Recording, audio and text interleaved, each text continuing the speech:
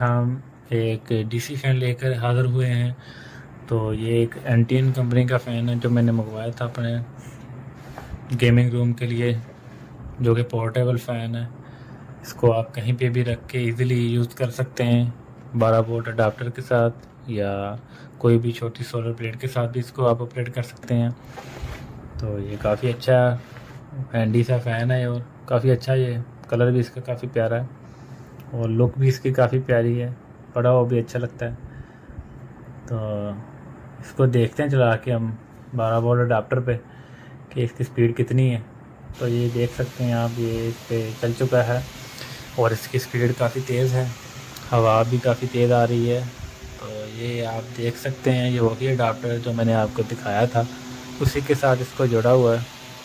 और स्पीड तो इसकी काफ़ी अच्छी है और तेज़ है।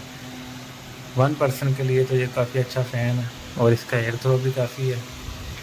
वो भी मैं आपको चेक करवाता हूँ किसी चीज़ के साथ। तो ये देख सकते हैं आप इसका प्रेशर हवा का। वीडियो में शायद आपको ना लग रहा हो, लेकिन रियल में काफ़ी इसकी हवा तेज़ है। तो ये इसका रिव्यू छोटा सा, काफ़ी अच्छे से वर्क कर रहा है ये। इस तरह का फ़ैन काफ़ी अच्छा लगता है पड़ा हुआ भी। तो ये था इसका छोटा सा रिव्यू। तो चैनल पे